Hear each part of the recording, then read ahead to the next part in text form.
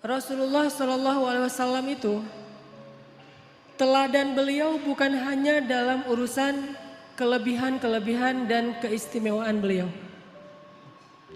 Tapi Rasulullah Shallallahu Alaihi Wasallam juga teladan justru dalam kekurangan dan kekeliruan-kekeliruan beliau. Karena Rasulullah Shallallahu Alaihi Wasallam adalah manusia, maka Allah telah mentakdirkan Rasulullah itu tidak selalu tepat, tapi selalu benar. Ini dalam bahasa fikih, benar dan tepat itu beda ya. Kalau benar lawannya salah, kalau tepat lawannya keliru. Kalau benar bahasa Arabnya hak, kalau salah bahasa Arabnya batil. Kalau tepat bahasa Arabnya shawab, kalau keliru bahasa Arabnya khata'. Apakah Rasulullah selalu benar? Selalu benar. Rasulullah tidak pernah mengajarkan yang batil. Tapi apakah Rasulullah pernah keliru? Pernah. Rasulullah itu berbuat dosa? Tidak. Tapi lupa? Ya. Dan Rasulullah SAW teladan untuk kita bukan cuma ketika beliau tepat. Bahkan beliau teladan untuk kita ketika beliau keliru. Rasulullah SAW bukan cuma teladan buat kita ketika beliau ingat, tapi juga teladan untuk kita ketika beliau lupa. Nah, teladan ketika Nabi keliru, teladan ketika Nabi lupa, ini jarang dibahas. Padahal itu uswatun hasanah juga loh. Uswatun hasanah dari mana? Kalau kita lupa, kalau kita keliru, kalau kita salah, gimana cara kita untuk tetap on the track, tetap diridhoi Allah, tetap Allah maafin kita kalau kita salah, kalau kita keliru, kalau kita lupa, kalau kita silap, kalau kita berdosa. Caranya adalah kita harus meneladani Nabi ketika Nabi juga berada dalam kondisi yang sama, walaupun tetap Nabi lebih baik daripada kita.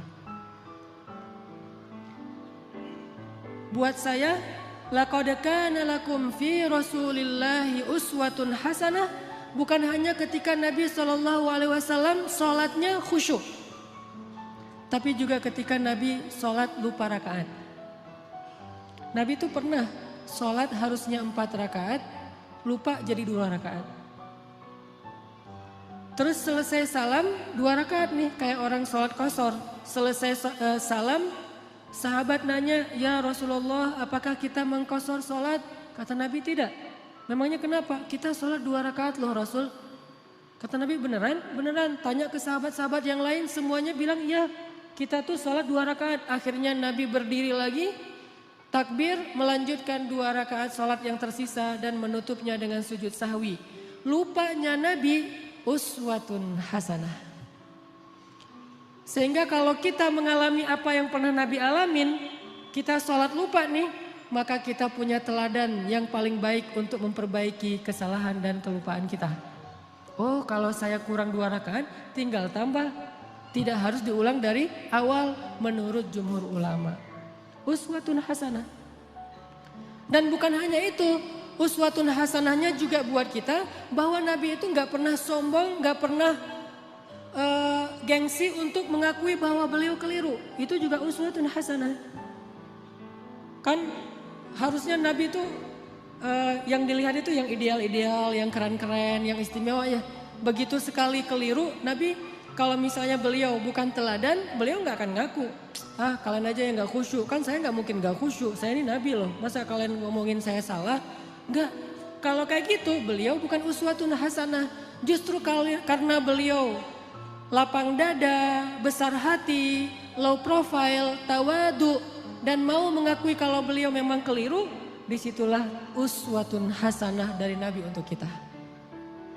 Kadang seorang ustadz bisa salah, kadang seorang guru bisa keliru, kadang seorang pemimpin juga salah. Gak boleh seorang pemimpin merasa bahwa dia tuh selalu benar, tuh gak boleh. Karena kalau dia sudah merasa selalu benar, berarti dia sudah mengkultuskan dirinya. Dan Allah mengatakan fala tuzakku anfusakum huwa a'lamu biman ittaqa. Janganlah kalian menganggap diri kalian suci, artinya enggak pernah salah.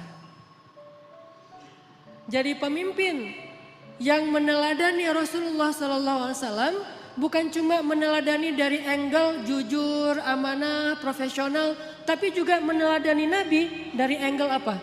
Bahwa kalau keliru berbesar hati untuk mengakui. Kalau dinasihati oleh orang lain dan nasihat itu memang tepat dan benar, maka dia menerima dengan lapang dada. Kalau perlu dia berterima kasih kepada orang yang sudah menasihati dia, bukan malah ilfil, bukan malah menyakiti, bukan malah menzolimi. Ini uswatun hasanah ketika Nabi keliru. Laqad kana lakum fi Rasulillah Laqad kana lakum fi Rasulillahi uswatun hasanah. Pasti di dalam diri Rasulullah itu ada uswatun hasanah, tapi kan Rasul nggak selalu tepat, walaupun tepatnya itu banyak, sedikit keliru, tapi tetap ada kelirunya. Bahkan kalau kita baca ayat-ayat Al-Quran, kita akan menemukan lebih dari satu ayat-ayat teguran terhadap Nabi, ya kan? Walaupun yang populer satu, surat Abasa. Tapi surat dengan makna yang sama dengan surat Abasa di dalam Al-Quran itu lebih dari satu. Ada beberapa, bahkan lebih dari 3. Kenapa kok Nabi sampai kayak gitu? Biar kita bisa meniru Nabi kalau kita melakukan kesalahan. Seorang suami tidak selalu harus benar. Dan tidak perlu merasa gengsi mengakui kalau kali ini yang benar adalah istrinya. Buat yang udah punya istri. Yang belum punya juga belum tentu selalu benar. Kadang yang benar adalah teman kos-kosannya. Kadang yang benar adalah mantannya. Kan gak masalah kan? Kalau ditanya kenapa kalian putus? Gua gak sabar. Jangan, oh dia tuh emang gini-gini. Enggak. Kadang-kadang emang dia yang baik, kita yang waktu itu lagi terbawa emosi.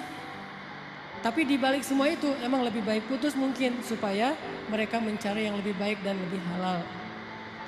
Tapi yang pasti teman-teman, kita coba malam ini belajar uswatun hasanah Nabi dalam kondisi ketika Nabi keliru.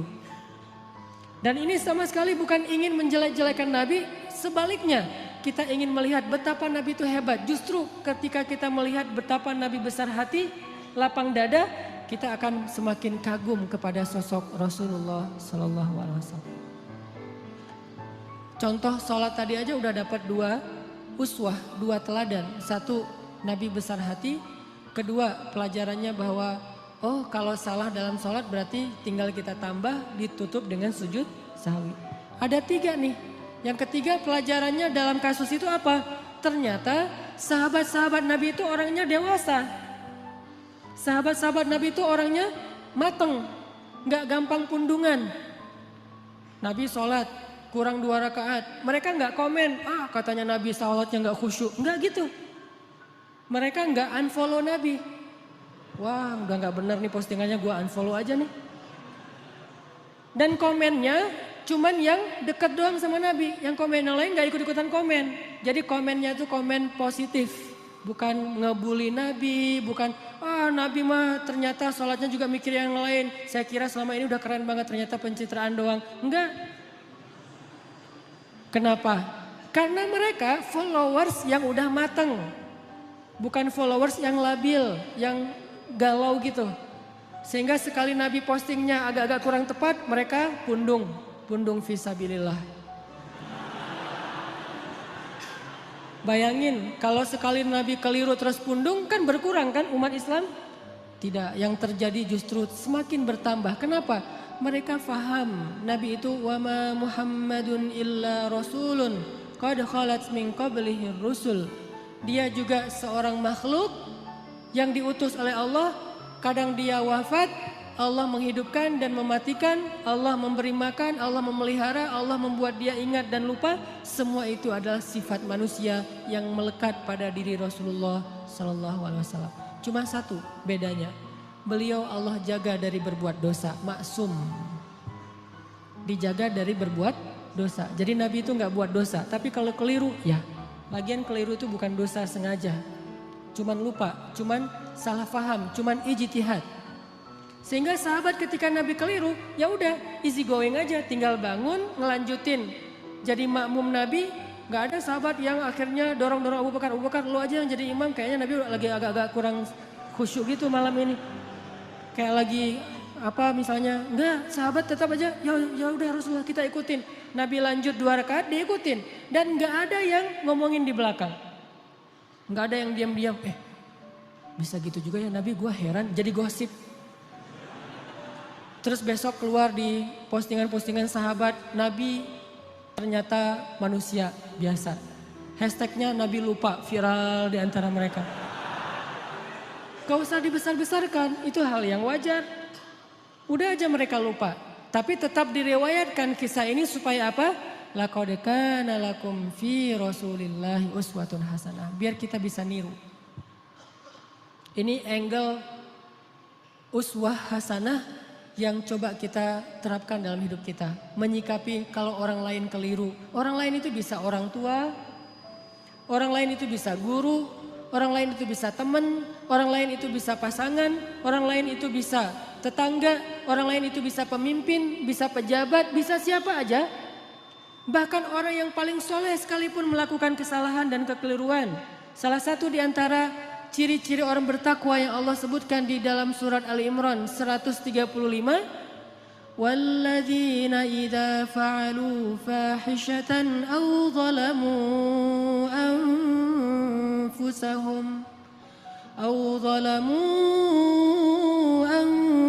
anfusahum dzakarullaha fastaghfaru lidzunubihim.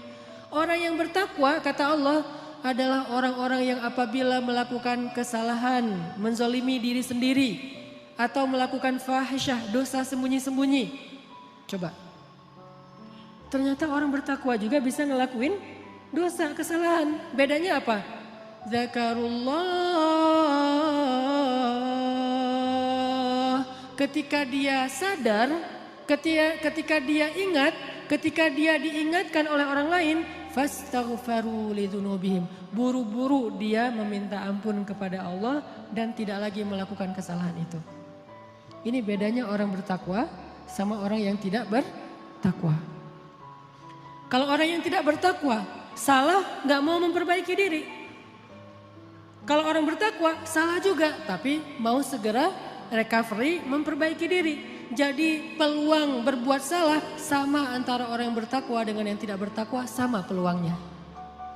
Jangan sampai kita mengkultuskan satu orang, satu tokoh, satu kelompok. Mentang-mentang mereka membawa slogan-slogan Islam, memakai simbol-simbol Islam, menggunakan penampilan-penampilan yang kesannya Islami, lantas gak boleh keliru, gak boleh salah. Wah, hijabnya aja yang syar'i, ternyata pemarah misalnya. Ustadz, mending mana tuh?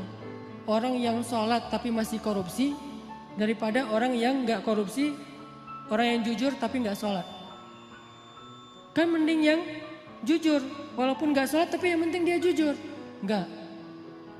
Orang yang sholat tapi masih korupsi, sholatnya berpahala, korupsinya berdosa. Orang yang jujur tapi gak sholat, jujurnya berpahala, gak sholatnya berdosa. Masing-masing mendapatkan sesuai dengan amalnya. Faman ya'mal mithqala dzarratin khairan yarah wa man ya'mal mithqala dzarratin syarran yarah. Jadi gak ada mending-mendingan. Tinggal nanti hisabnya di sisi Allah aja di akhirat. Apakah ini lebih banyak pahalanya atau ini lebih banyak dosa? Allahu a'lam. Yang jelas kita belajar sekarang gimana meneladani Rasulullah SAW ketika kita salah, ketika kita berbuat dosa, ketika kita keliru, dan juga ketika orang lain yang melakukan kekeliruan dan kesalahan itu. Teman-teman yang dirahmati Allah Subhanahu Wa Taala, belajar meneladani Nabi SAW itu bukan sekedar belajar mendapatkan wawasan tentang perilaku Nabi, bukan. Kita hafal ayat itu tapi tidak menjadi perilaku, tidak jadi karakter, nggak jadi attitude, berarti kita belum meneladani Nabi. Cuma hafal ayatnya doang nih. Kita hafal banyak hadis Nabi, kita baca banyak sirah, buku-buku tebal tentang sejarah Nabi, tapi tidak merubah attitude kita menjadi lebih baik seperti yang dicontohkan Nabi, kita berarti belum belajar dan belum meneladani Nabi, cuman tahu doang. Itu namanya orang yang musaqqaf, orang yang berwawasan. Belum menjadi orang yang alim, orang yang berilmu. Kenapa? Karena tidak disebut ilmu sebelum dia menjadi rasa di dalam hati dan menjadi perilaku dalam kehidupan. Kalau cuma sekedar wawasan itu bukan ilmu, itu namanya sakofah, itu namanya wawasan.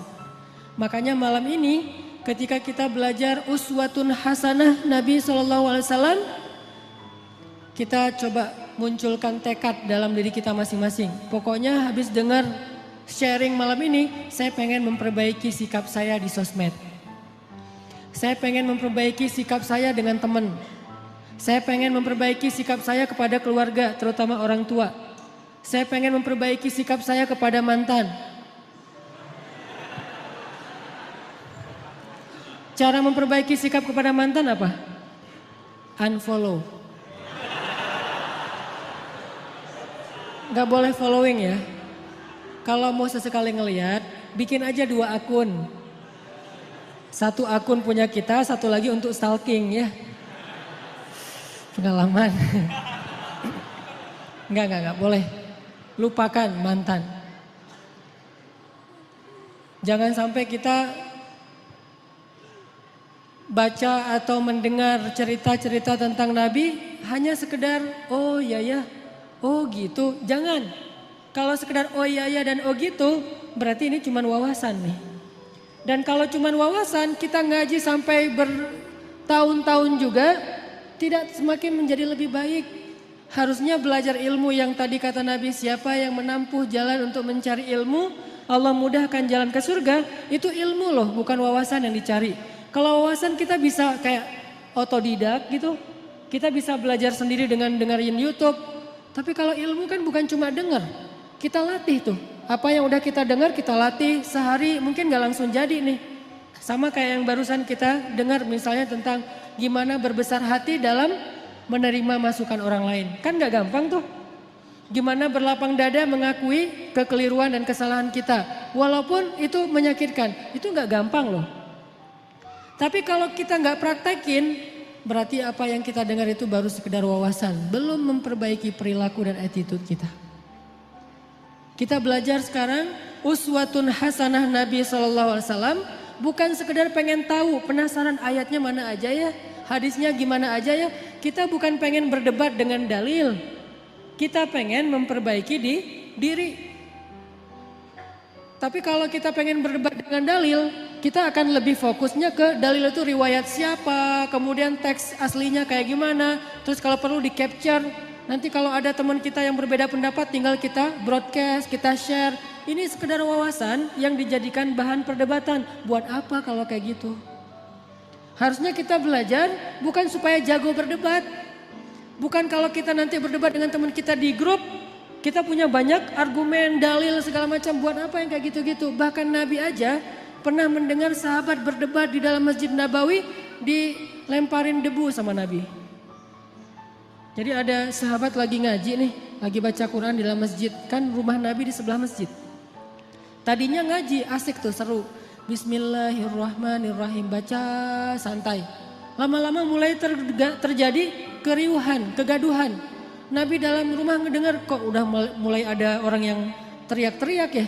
Kok mulai kayak ada orang yang marah-marah. Nabi keluar melihat mereka lagi berdebat tentang makna satu ayat.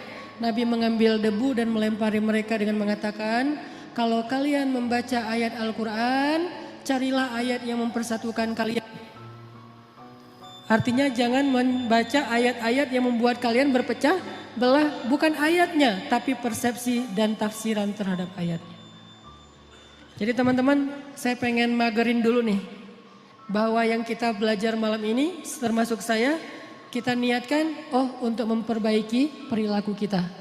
Baik perilaku kita di dunia nyata atau di dunia maya. Pokoknya kita perbaiki perilaku kita. Dan anak Indonesia tuh, anak Jawa Barat, orang Sunda itu diantara seluruh suku yang ada di Indonesia itu kan termasuk salah satu suku yang terkenal, paling lembut, santun, tata keramanya luar biasa kan. Jangan sampai identitas itu hilang oleh modernitas. Sehingga gara-gara kita hidup di dunia maya, medsos, kita melupakan tradisi nenek moyang kita yang sebetulnya luar biasa. Kenapa tradisi itu harus pindah ke Jepang, harus pindah ke New Zealand, harus pindah ke negeri-negeri yang tidak mengenal agama? Harusnya tradisi itu tetap ada di negeri kita. di negeri orang-orang yang beriman kepada Allah Subhanahu wa taala. Makanya kita perbaiki lagi. Karena saya beberapa kali jalan ke beberapa negara, rahmat dari Allah bukan karena hebat. Kalau orang lain mungkin jalan-jalan itu karena banyak duit ya. Ada yang bahkan sakit kepala dikit jalan ke luar negeri. Di rumah nggak ada bawang ke Singapura ya. Dah kalau saya mah alhamdulillah gratis diundang akhirnya ke luar negeri. Tapi diniatkan juga sekalian belajar, main, termasuk pencitraan ordai gitulah pokoknya. Jalan ke ke Jepang gitu. Kenapa orang Jepang itu attitude-nya lebih islami daripada kita? Padahal mereka tidak membaca teks-teks agama karena mereka terus berusaha memperbaiki perilaku mereka. Walaupun sisi lain mereka banyak masalah sih. Jalan ke New Zealand, di Auckland misalnya. Itu orang-orangnya itu luar biasa, sangat menjaga perasaan orang lain. Nah kita punya teks yang sangat ideal. Punya teladan uswatun hasanah yang udah paling keren lah pokoknya. Nggak ada lagi teladan yang lebih keren daripada teladan kita. Emang ada manusia yang lebih keren daripada Rasulullah? Nggak ada kan? Rasulullah itu yang paling keren udah tuh. Yang paling teladan terbaik. Kalau teladan kita udah terbaik tapi perilaku kita nggak terbaik. Pasti ada masalah dalam kita meneladani Nabi ini. Bukan Nabinya yang nggak keren. Kita belum meneladani Nabi secara utuh. Baru mengambil wawasan-wawasan dari hadis-hadis Nabi SAW.